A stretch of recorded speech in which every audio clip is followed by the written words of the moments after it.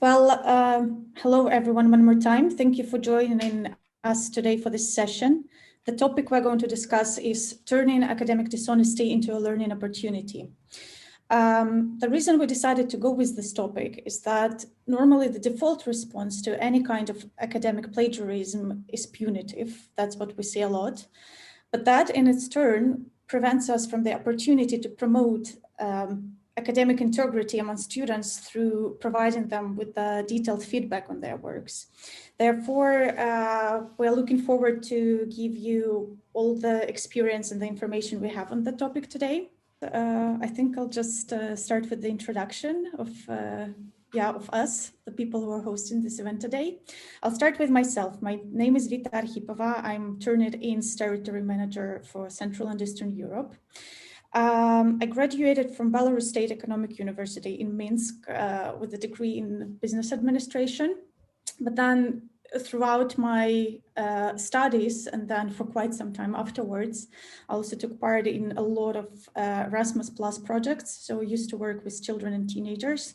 Therefore, I'm really keen to support educators now with their urge to boost student success in their studies. And I'm super, super pleased to be joined today by Zaan Bester. Zaan is a lecturer of English at the Language Center at the University of Pardubice in the Czech Republic. Really happy to have you here, Zaan, for our discussion. And we will also discuss challenges associated with implementing and bringing academic integrity in online environment as well, which is very important these days. And before we start, Zaan, maybe you will also like to tell a few words about yourself and about your background in academia. Thank you very much, Vita, and thank you, Laura and Maria and everybody who's backstage as well and helping to make this webinar possible. So I am working in the Czech Republic at the moment, but my name is not a Czech one. So I am originally from South Africa. I worked there in academic literacy, academic writing, and teaching English for academic purposes for about 20 years. I worked at the University of Stellenbosch, which is near Cape Town. And then about 2 years ago, just over 2 years ago, I decided, I always joke and say it was an early midlife crisis. And I decided that a new challenge was in order, and the bigger the challenge, the better. So I decided to move all the way to the Czech Republic, and I've been happily working over here ever since. Great, thanks a lot, Zaan. Now that we're introduced, I'll just stop sharing, and I guess we can jump right into our discussion today. So my first question to you today will be, what do you think are the biggest challenges you have to deal with when it comes to maintaining academic integrity in the study process? So the biggest challenges, I think one of the biggest challenges might be to get everybody on the same page about what academic integrity entails. I think that might be one of the reasons why it's difficult to perhaps enforce certain policies or to get all students to behave in the same way. I think some students view plagiarism as something which you intentionally do, like severe copying and pasting or really cheating, but while others, see it as maybe just a lack of a reference list. Others think, but if you have the reference list, that's fine, ignoring the in-text references. So I think that might be one of them. I think the second challenge would be the fact that we have so much information available to us at the moment from various sources. It would be, from the internet, even online journals. Everything is so accessible. And I think one of the things that we really need to teach ourselves when it comes to all this information is when is it, and this is the same, it's not only academics, it's in everything as well. We have to sort of filter which is acceptable or credible information and which is, more sensationalist. That goes along with what the particular purpose, who's the audience, so I think students might not always have that filter yet well developed, where they just think any information is good, or anything that is in print, and they can't even, maybe they don't know the difference between an editorial article in a journal and a peer-reviewed article. So I think that's another challenge. It's the information that's out there, but then not our level of skill in discerning the type of information hasn't kept up with how much information there is.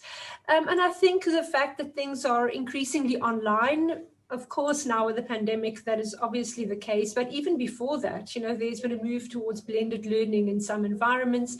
And so in certain ways, we are moving away from people coming to sit in a room and writing a test, so obviously that opens up a whole new all different kinds of possibilities for trying to get around the system. So I would mention those perhaps as what I would consider some of the most important, but I'm sure there are others, and different contexts will have their own challenges. Yeah, that's true. And I think it's really important that you mentioned the online thing, because obviously we were going to discuss it today, since we are in new circumstances for the last half a year by now.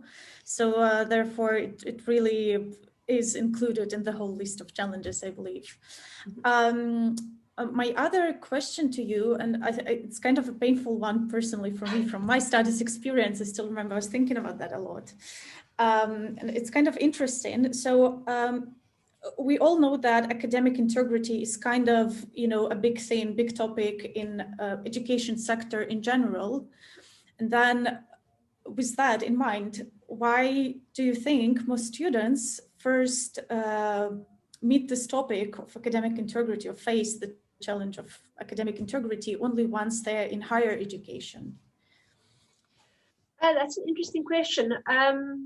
I would want to suggest that perhaps part of the reason is because I think the type of skills that we want students to develop in a high school setting are different than the ones we want them to develop in a university or a higher education setting.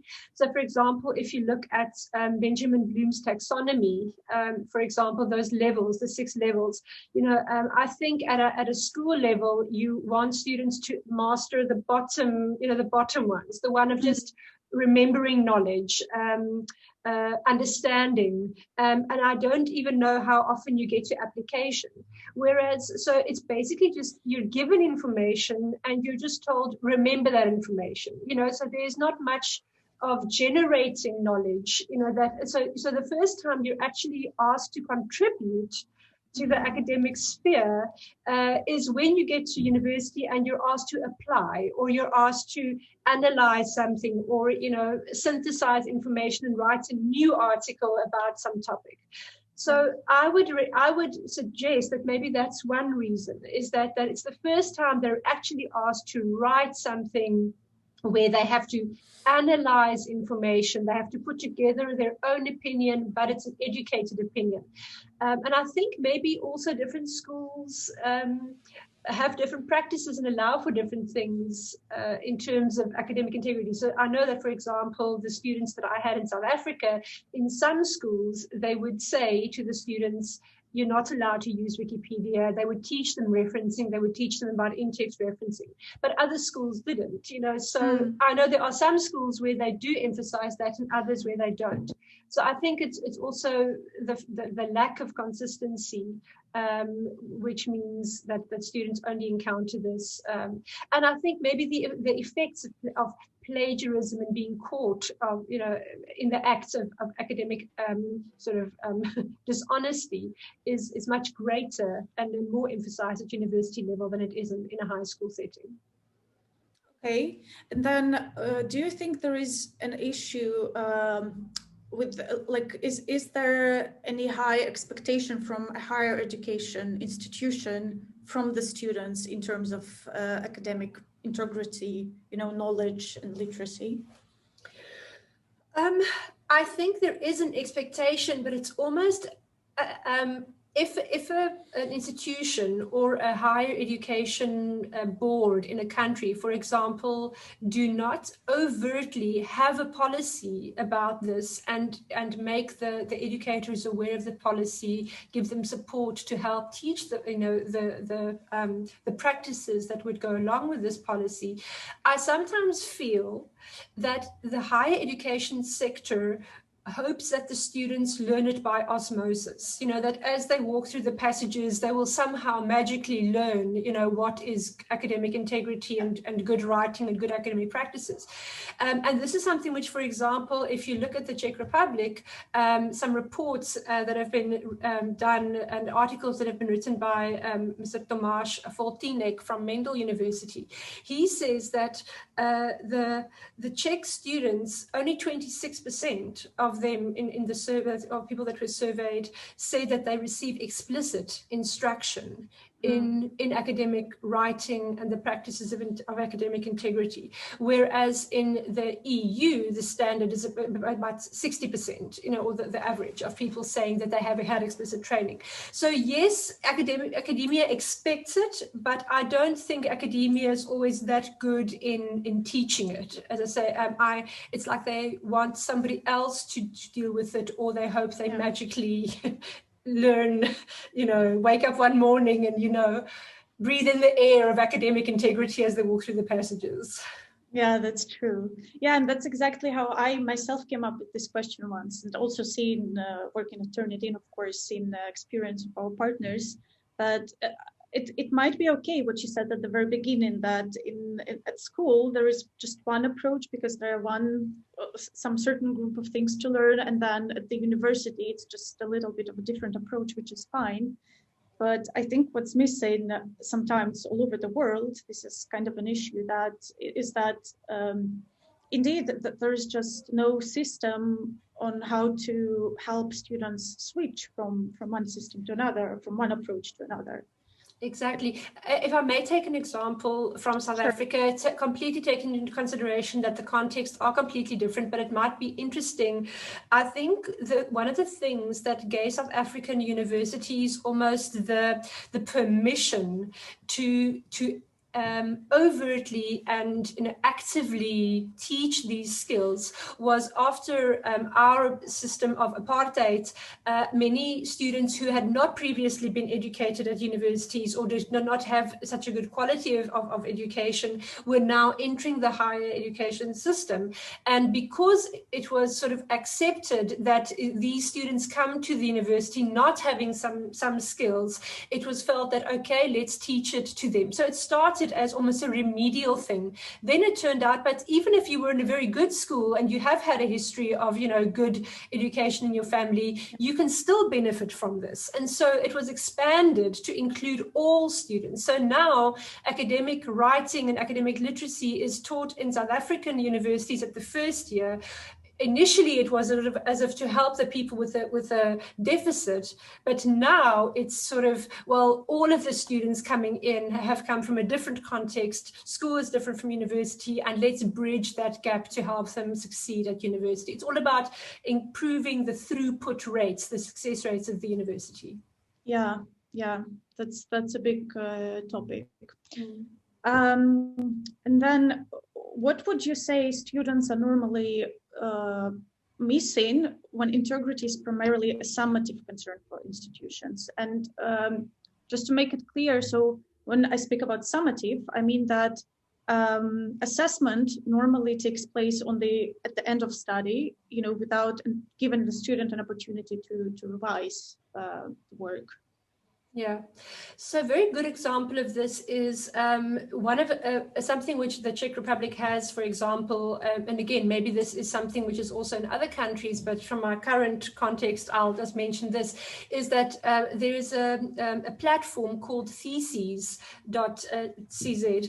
which was started, if I understand correctly, by Masaryk University in Brno, which is basically a database where all students upload their theses, when they have finished writing them, and then it checks it for plagiarism to online sources, to some academic sources, and then also to each other. So plagiarism is picked up there.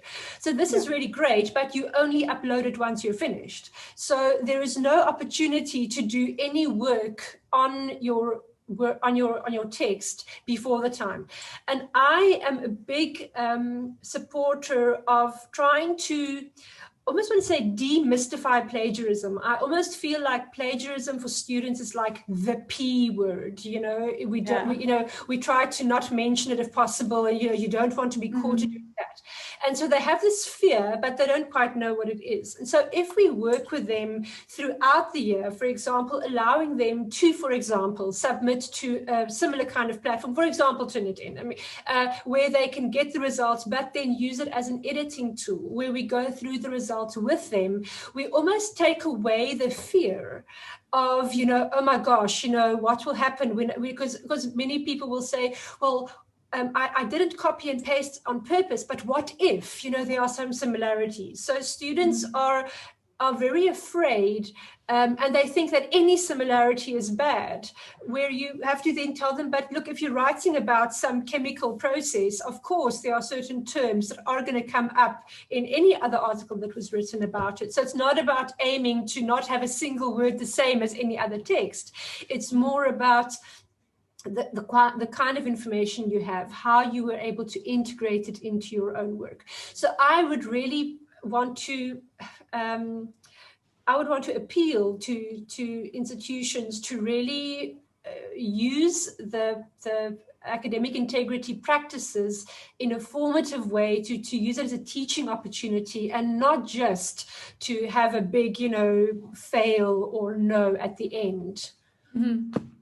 Yeah, I think you mentioned that a little bit, and that was kind of my next question. Was like whether you are using any formative assessment tools. You've mentioned, of course, the solution, but in principle, maybe in general, you could say what are the main kind of things you try to stick to encourage that. So the formative tools we try to use, if I can maybe just first say that one of the things that I think is helpful for students to demystify this thing is, if I can maybe just quickly backtrack and say, we expect students to write a diploma thesis, or a master's thesis in the third year. But many of them have, for example, said to me, I came to study maths because I didn't want to do writing, or because I felt I was bad at writing, and then they're almost faced with this again. So what we try to do is we try to say to them, okay, here is what, you should be looking at in terms of what a good paper looks like, but we will help you do it, and we will do it in bite-sized chunks. So for example, we will say to them, let's start with what is a good quality source, and what is not a good quality source.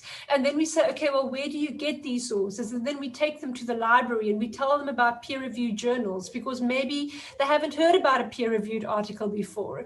And now they know what the alternative is to Wikipedia or that blog online. Because if you just tell them no Wikipedia, then they don't know where else to go.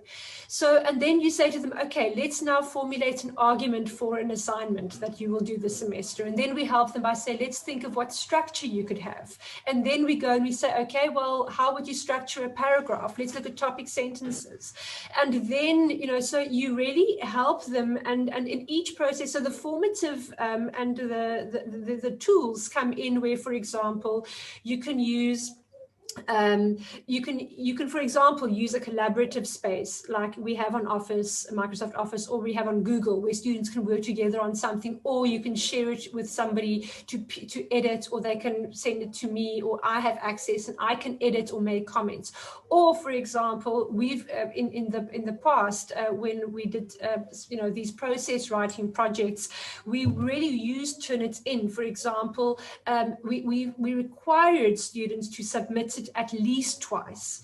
There was a first submission, and then we would discuss the results with them. They would have to come for a meeting, and we would say, okay, I see this paragraph is quite similar to something else. Is that because you didn't understand the topic and you were just relying on somebody else's words? Or was it because you felt your English wasn't good enough and therefore you wanted to rely on that? Or were you really just being lazy? So to find out the reason for this, and then to say, okay, well, what can you help? If the problem is then the fact that you don't understand the topic, let's then work on the topic. If your problem is the fact that your English isn't as good, well, then how can we help you? What other tools are there, from Grammarly to a friend to help proofread, that will help you with the language? So where the symptom might be similar, there is similarity or copying. The reason for that is not always the same. And I think a teacher, it really helps if a teacher is able to identify the reason, because then you can specifically help a student with a specific problem. Yeah, that's right. But also, while you were speaking, I was thinking how important that we're still getting to one point, like even discussing, there's so much information and very often students don't understand what to do with it. And then it's good to start in little parts, like kind of pieces, going through the whole process of writing a paper when they feel so stressed about even the fact they have to write a paper.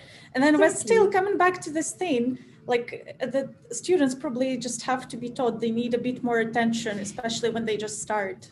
Exactly. And I think it also helps to tell students that we as academics also go through a process. What I sometimes tell the students is, we are going to take you through a process of writing. Let's say we're going to do a one-page article, and we want it to be really good. You must have 3 sources. There must be 3 content paragraphs, clear introduction, clear conclusion.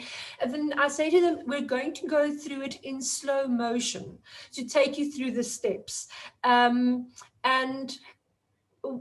And I admit that we would normally, we take a bit longer for a one-page article than you would in real life one day, because you're not going to spend 4 weeks or 5 weeks on a one-page text.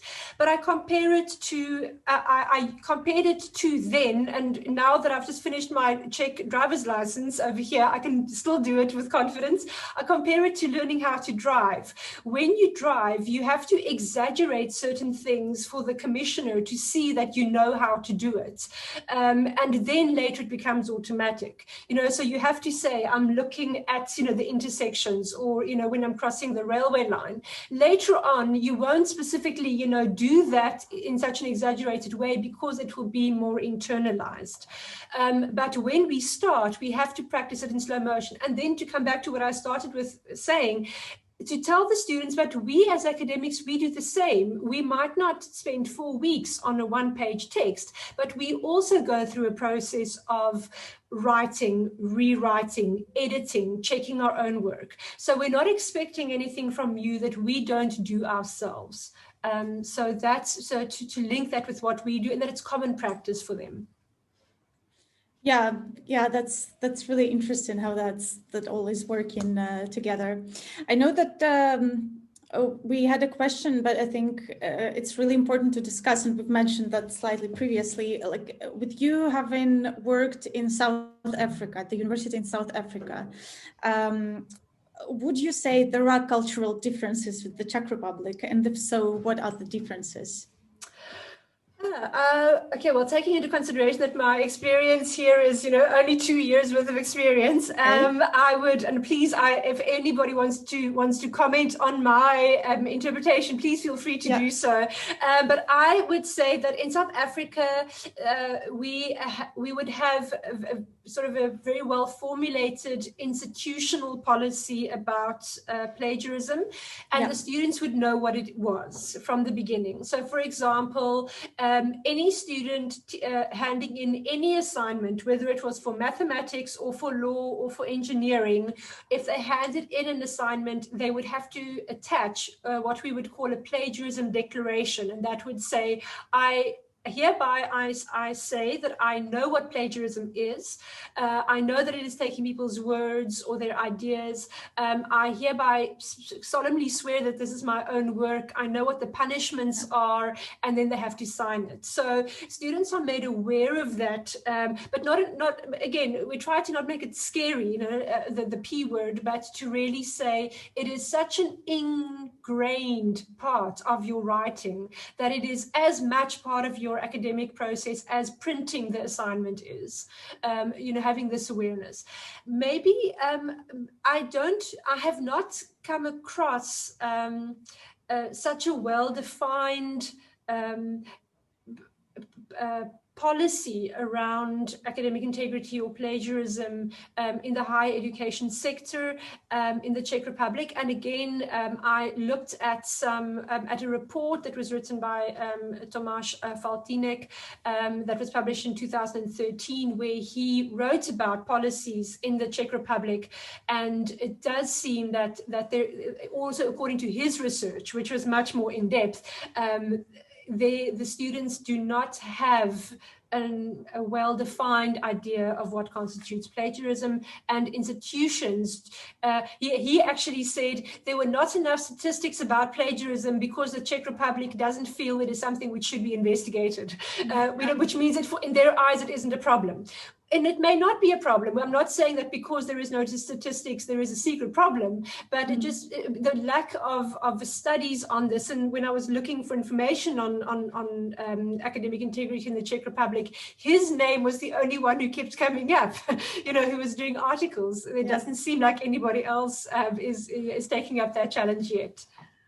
Okay. And then do you think that building the whole academic integrity culture, like my first question, is it complicated in your opinion? And the second one would be, is it hard to maintain it, actually to stick to it within an institution? I would say that if you don't have a top-down, sort of a policy from the institution, what I would recommend, so if you feel like you want to take this on your own, I say it's doable. I would say start small and start with one class and start with a person who is a champion to academic writing or academic integrity. So even if you are teaching Roman law, or you are teaching transport logistics, or you are teaching history, you can still include in your subject or in your module, you can include some aspects of academic writing. So for example, what you can do is you can say, in my subjects, I'm going to give them 1 or a 2-page assignment that they must hand in at the end of the semester, and I'm going to every week scaffold, even if I only spend 15 minutes in my class where I look at, for example, how do you formulate an argument? What is this idea of supporting arguments? What is the topic sentence in paragraphs? I would start by, even if I don't have extra time, and if I don't have a whole course allocated to this, I would just start by including some of those aspects in my own class. And the bonus of that is that the students experience that input as being directly relevant to the subject. Because what we've seen in some standalone classes, so for example, if you have a course in academic writing, a student who's studying maths might say, but this isn't relevant to me because I never write. But if in your economics, 101 class, you spend 15 minutes every lesson talking about how to structure a text in economics, or what kind of sources are acceptable in economics, or how would you write a paragraph in an economics article, they see the immediate application right there. So that would be the one thing. So start on your own if you have to, and then see if there's anybody in your division that will build it out in your department, or that will help you with it. Or maybe a colleague says, oh wow, the assignments you're getting are much better written than mine, how did you do it, and then maybe they will join you, and maybe you must help them a little bit, and maybe share your notes, and maybe you can then come up with something together. Yeah, that's a very important thing actually that you said, like always start with yourself. Like we are given this example to students anyway, like you are showing a good example of what you expect from them, but what you also implement for yourself, right? Yes. So that's one thing. I would maybe just add up a little bit, because like with the research we do, it's always important, like if there is a possibility, of course, it's a long process, and it's better to start, indeed with yourself, and then encourage and motivate other people. But like in a perfect world, of course, what would be amazing is that if each institution separately would just, some people who are responsible for that would get together and say, okay, we need a united policy. Yeah, because absolutely. Then like you're doing your part as an individual, but also it's quite hard to deal with it when some people would say like, like you're asking for that, but no one else does. Why would I do it? Exactly. So I think it's important to have a united institutional policy, like, okay, absolutely, dear students, this and that is allowed and encouraged. If you break these rules, then the consequences are the following. That's just right. as simple as such. And then, that's right. of course, educate everyone, both instructors and students, on how this works from now on. Exactly. And then it gives the system. Exactly.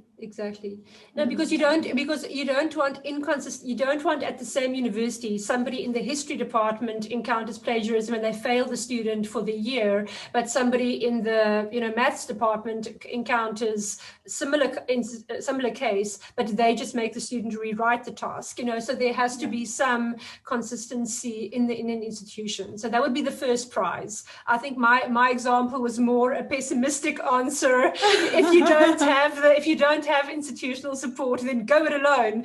But sure. But hopefully you would have institutional support where you could raise the matter with your managers. Yeah, for sure. Then it's like the best case. Mm-hmm. One more question is like more also with your personal experience. So at the lecture of English, would you give some tips maybe to the educators who are with us today on how to develop strong writing skills within higher education? Well, I would say again, start early and start small. I think that's one of the biggest things I would say that we saw from introducing writing courses in the first year is, well, I was in a position in South Africa where I taught academic writing to first-year science students, but also to third-year students. And what happens is in those 3 years, they get to pick up a lot of bad habits, and then it takes time to unlearn them. But if you start them right from the beginning, then they start university with the right habits. So I would say start early. And as I say, I would say try to integrate it into your own courses in a way, if you have to allocate a separate 15 minutes, or if maybe you can in some way integrate aspects of writing in an assignment that you were going to give anyway. One of the comments that I came across from students when a survey was done about copying reasons for plagiarizing in the EU. Again, one of the reasons was, one of them was laziness, of course, one of them was no time. And another interesting reason was that they said the teachers are never going to read this anyway. They're just giving us all these useless assignments.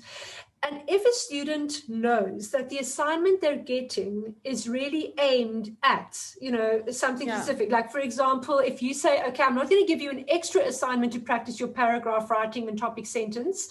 I'm going to say this, we were anyway going to give you this assignment, but I would like you to apply having a topic sentence, having 3 supporting points and having a closing sentence. Then that would be something practical that you can do already, and that is quite manageable. That's an example. Yeah, I guess there are like a lot of things and particular situations, because maybe just to sum up a little what we've said today, indeed there are like some best practices, and it's always good to start with the structure, with yourself, with implementing rules, with helping, with teaching, and then kind of expecting something. And then if in that case nothing happens, then you can really say, hey, like you're not doing your work. Yeah, but it's also very individual sometimes. It really depends on the group. But what you've mentioned is something we do face a lot as well. Like apart from, it's kind of common knowledge, I guess, that apart from laziness, misunderstanding of the tasks, sometimes students are encouraged because it's just like, okay, I'm doing something that is completely useless. No one cares anyway. Mm-hmm. I think that's an important point. And also I think there's also, maybe with some students, there's a misunderstanding of what we expect. So for example, I've had students, and we this is something for example, we can pick up when we do formative work and we ask them to submit, for example, to turn it in more than once. As we can see, they've really copied and pasted a lot of sentences, but they're referenced perfectly, so the question is it plagiarism, or, is it acceptable if I really copy and paste a lot of information? And the students think that I will be impressed by the more, information they took from elsewhere. If it's, these might be really excellent quality sources. So then you have to share with the student your expectation and the expectation in academia that a copied and pasted collection of quotes does not make a good paper, and that we want to hear your voice. You must synthesize it, and you must try and see what you can put in your own words, which of these are really necessary, which of them link, so I think also making our expectations explicit to the students, so that they have, I think first year students really, they're not quite sure, because it's so different from school, they're not quite sure what to expect, what should they do, what shouldn't they do. So I really encourage being very clear to students in the beginning, especially about what is good, what is not good. And for example, what I would do then in a class is I would spend a lesson showing students examples of work from previous years, perhaps, or and then I would normally remove the name so that it's anonymous. But I would have an example of a really badly written text, or something which is just copied and pasted quotes. And I would say to the students, well, what do you think of this? And it's always easy to criticize somebody else's work for a student. It's always, they like it, they could be the teacher for a while. And so to have them give input and say, well, what do you think about this? What do you, what is your opinion? I think that also helps them. Yeah, that's a great tip, actually. I think many of our attendees will just remember that. Just to be cautious of time, I think I will switch to, we have a question from one of the attendees. The question is the following. If a final submission contains plagiarism, would you mark it as failed, or would you give the student a chance to resubmit, despite this technically being the final submission? Okay, so I would never allow only one submission. I would always allow students to resubmit. And what I say to students, I have a deadline. So I would say by Friday, 5 o'clock is the deadline. So I have a deadline, but they can submit as many times as they want before then. So, so I would allow that the student sees, because they might not realize, how much of other collection of other work there is inside. So I must admit that if I then have the final submission and there is a substantial amount of copying and pasting or plagiarism or reliance on the original, then I have good enough grounds to say you had all the chances that you could to make this look better. But despite all these chances, you didn't use it. So I would say if you're talking about a final submission as the last thing in the inbox on Friday at 5, then I would say, well, you had a chance and I told you and we could have worked through this together. But I would then not make the first submission final. I never do that. Okay. And do you think the students realize that they kind of have a fair chance to make their work better, or like does it take some time for them to realize? No, because I say to them, this is basically like the teacher giving you tips. It's basically what you're getting is you're getting a chance to submit it twice, and your marks can only go up. So whatever you thought you were going to get the first time round, you can just add to that. So and I've had when we did the process writing in South Africa, where we would force the students to submit a first draft, we would consult with them about it and then do a final draft. Some students would actually improve by 20 percentage points, so where the first draft maybe was 55%, they would get 75% for the second one because they could see all the problems from the first one. I think they enjoy the fact that they can get even better marks by doing it like this. No, but that's great that they're actually encouraged to okay, this might be, it's not even a bigger amount of work for them, right? It's it's still the same, but they have a chance to make it really good and be happy with it themselves. Exactly. Which is also motivating by itself. Yes, absolutely. Yeah, no, absolutely. Okay, I think that's it with the questions for now. Just to sum up and share something with attendees, just give me a second. So on this slide, again, just to sum up everything that we've discussed today, I'd like to say that it's quite clear that a formative approach is really important, and that it's always the case that the more you encourage students and the more you show your own personal interest in their results, the more it's kind of, two-side process. So both parties are involved, both parties are excited and motivated, and therefore the result, of course, will be better. So here on the slide, we would like to provide you with a few resources, both teachers and students to so these resources will help you with the formative approach when you speak about academic integrity. Please feel free, you can just have a look at them now, but of course we will copy them in the emails you will receive later on, so you will have them on hand. Yes, and thank you all the attendees for being with us at this session. This is very important for us. We really hope that this was useful. Huge thank you, Zaan. I think this was a very interesting discussion, and I really liked, it's always interesting to listen, to personal experience and like those little examples from the studying process. So I hope that some of your anxiety from your own studies have left you in the last 45 minutes. For sure. No, I'm really happy. Like working in this field in general, it does make me happy that there are so many people actually, who are interested and who are thinking about how to make the whole process better and who are involved. So it's like the world is a good place, actually,